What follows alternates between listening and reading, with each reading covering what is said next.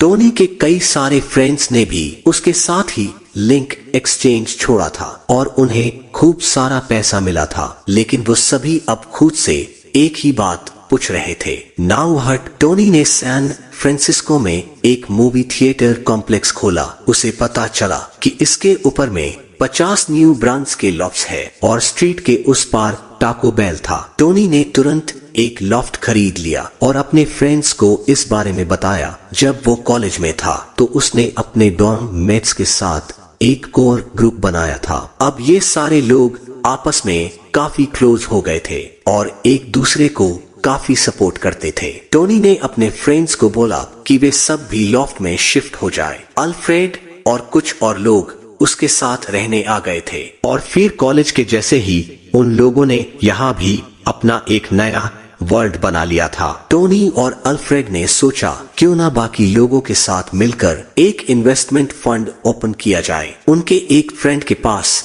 एक पेट फ्रॉग था, इसलिए उन्होंने इसका नाम वेंचर प्रॉग्स रख दिया। उनके इस फंड की इन्वेस्टमेंट टोटल $27 मिलियन थी। अपने एक लॉफ्ट में उन्होंने वेंचर फ्रॉग्स का ऑफिस बना लिया था। अब उनका काम था नए बिजनेस वेंचर्स ढूंढना। एक दिन टोनी को नीक स्वीनमरन का वॉइसमेल मिला। निक ने साइटकॉम नाम से एक वेबसाइट बना रखी थी जिसे वो बिगेस्ट ऑनलाइन शू स्टोर बनाना चाहता था, यानी कि वो शूज का एक एक्सक्लूसिव अमेज़न खोलना चाहता था। टोनी उसे मना करने वाला था, लेकिन फिर निक ने उसे कुछ स्टेटिस्टिक दिखाए। यूएस की फुटवेयर इंडस्ट्री $40 बिलियन वर्थ की थी। इसका 5% या $2 बिलियन ऑलरेडी मेल ऑर्डर के थ्रू जा रहा था। टोनी ने देखा कि ऑनलाइन शू बिजनेस में काफी पोटेंशियल है। निक ये भी जानता था कि शू खरीदने के लिए उस टाइम कोई भी ऐसी रिलायबल वेबसाइट नहीं थी, इसलिए उसने पहले डोमेन नेम shoesite.com सिक्योर कर लिया। फिर उसने अपने नजदीकी शू स्टोर्स में जाके स्टॉक की पिक्चर्स ली। अब जब उन्हें वेबसाइट के थ्रू कोई ऑर्डर मिलता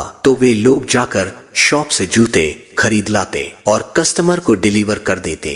अब टोनी ने निक को बोला कि सबसे पहले तो साइट का नाम चेंज करना चाहिए, क्योंकि ये नाम कुछ ज्यादा ही जेनेरिक था। निक के माइंड में जप्पोस आया, जो कि जप्टोस का शॉर्ट फॉर्म था। स्पेनिश में जप्टोस का मीनिंग होता है शूज। सच तो ये था कि निक शू बिजनेस के बारे में कोई आइडिया नहीं था, इसलिए वो एक शू सेल्समैन फ्रेंड से मिला। टोनी, निक और फ्रेड 100 शू ब्रांड्स के साथ पार्टनरशिप के लिए एग्री हो गए। उन्हें ड्रॉप शिपिंग करनी थी, जिसका मतलब था कि जप्पोस को ऑर्डर मिलेंगे और शू ब्रांड्स कस्टमर्स को शिपमेंट करेंगे। जप्पोस को वेंचर प्रॉग्स ने फंड किया था, लेकिन इसे और फंड की जरूरत थी। निक और फ्रेड कंपनी चलाते थे, दोनों इन्वेस्टर्स ढूंढ रहे थे। इसी बीच टोनी और अल्फ्रेड सुकोआ को कन्विंस करने में लगे थे कि वो जप्पोस के लिए भी फंडिंग करें, जैसे उन्होंने लिंक एक्सचेंज के लिए की थी। सुकोआ को जप्पोस की प्रोग्रेस छोटी लग रही थी, इसलिए वे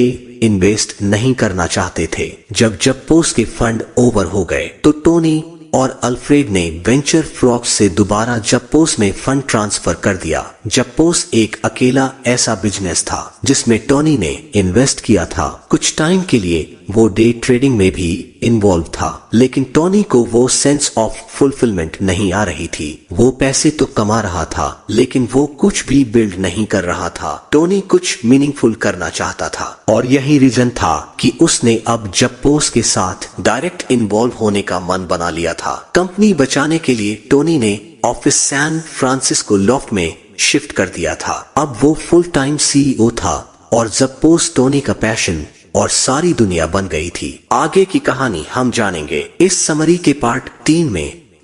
आज के इस वीडियो में इतना ही। जल्द मिलते हैं इस समरी के अगले पार्ट के साथ। तब तक के लिए जय हिंद, वंदे मातरम। अपना और अपने प्यारों का ख्याल रखें। वीडियो अच्छी लगी हो तो वीडियो को लाइक शेयर करना ना भूले। इसी तरह के और समरी से रूबरू होने के लिए हमारे चैनल द समरी वर्ल्ड को सब्सक्राइब करें। तो दोस्तों, आपको आज का हमारा यह बुक समरी कैसा लगा और इस बुक समरी से आपको क्या सीखने को मिला, मुझे नीचे कमेंट करके जरूर बताएं और इस समरी को अपने दोस्तों के साथ शेयर जरूर करें। आपका बहुमूल्य समय देने के लिए दिल से धन्यवाद। Wish you all the very best.